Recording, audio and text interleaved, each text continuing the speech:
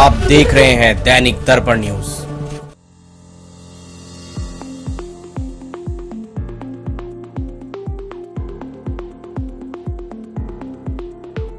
Labour welfare foundation के द्वारा आज कनॉट प्लेस के कॉन्स्टिट्यूशन क्लब में प्रेस कॉन्फ्रेंस का आयोजन किया गया, जिसमें एडवोकेट सुनील गुप्ता ने भ्रष्टाचार को लेकर कई सारी जानकारियां दी और उसको लेकर वर्तमान सरकार और पिछले सरकार पर भी सवाल उठाया। साथ ही कहा कि इस मामले को लेकर प्रधानमंत्री नरेंद्र मोदी को भी गंभीरता से लेना चाहिए।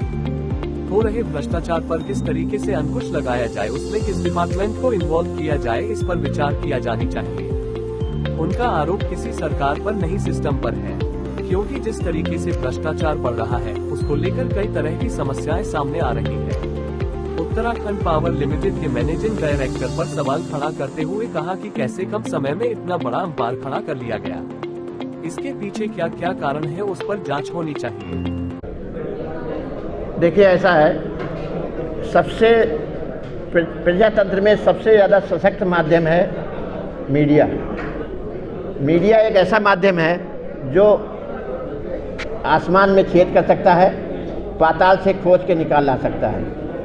मीडिया की बात जन जन तक पहुंचती है। मीडिया की बात कोर्ट भी सो मोटो संज्ञान लेता है।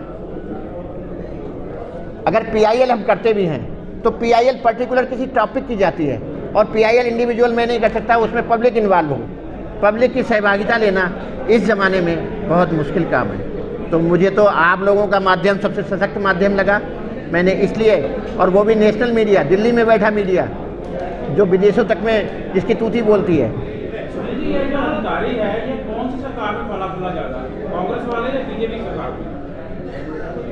चांदी के जूते के आगे सारी सरकारें नतमस्तक हैं।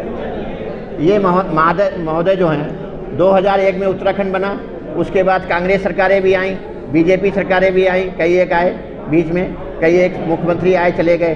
जो भी आता है इनके बैनर के नीचे नतमस्तक हो जाता है। मैं किसी सरकार का आरोप नहीं है, एक सिस्टम की बात है।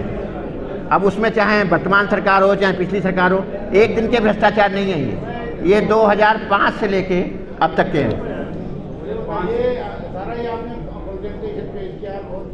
इसमें जांच हो, सीबीसी इंक्वायरी हो, सेंट्रल विजिलेंस कमीशन की इंक्वायरी हो, नामी बेनामी संपत्तियों को ईडी अपनी इंक्वायरी करे।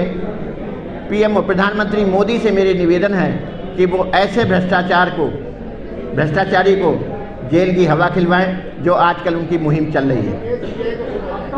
जी, चुनाव भी हो चुके हैं, ये पहले नहीं आपको जब जाग जाओ तो सवेरा है। जब किस माध्यमों से आपने ये सारे एविडेंस मिलेंगे? क्या आरटीआई उसमें माध्यम था या फिर कुछ विजिल ब्लोअर भी है, कुछ और लोग भी हैं इसके पीछे? मैं आपको छोटी सी एक बात बता दूं, मैं भी आप ही का भाई हूं। आपसे निकला हुआ एक बहुत छोटा सा पत्रकार हूं, एडवोकेट ज़्यादा हूं, पत्रकार बहुत कम हूं। तो सूत्र हम कहाँ से लाते हैं, कैसे लाते हैं, ये माननीय सुप्रीम कोर्ट की गाइडलाइन है। हाँ, अगर मेरा सूत्र गलत है देन वी विल डिफॉल्टर।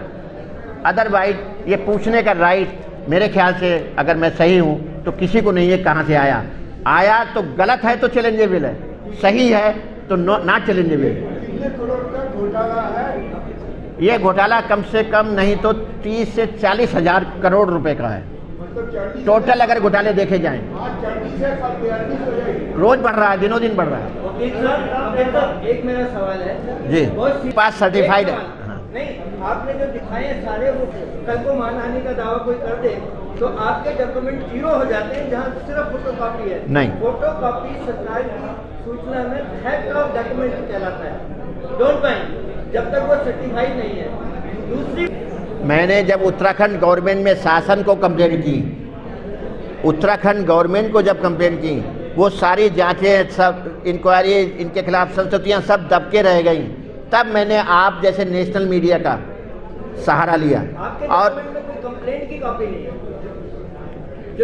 ये कोई एक स्कैम नहीं है, मेरे पास हर स्कैम की कॉपी है। एक छोटी सी बात कह रहा हूँ, मैंने एक ही बात कही है कि किसी भी पहले मैंने ही नहीं कंप्लेन की, तमाम लोगों ने की, उन सबकी कंप्लेन मेरे पास है। मैं आपको बता रहा हूँ, अब मेरी सुन तो ले सरकार। एक कागज दिखा दो जिसमें आपने कंप्लेंट। बड़े भाई मेरी बात तो सुन लें। आप आए मेरे पास और ये देखें सर्टिफाइड कॉपी मेरे नाम से है या नहीं है।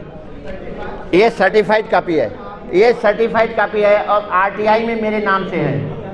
all documents are in RTI and certified copy.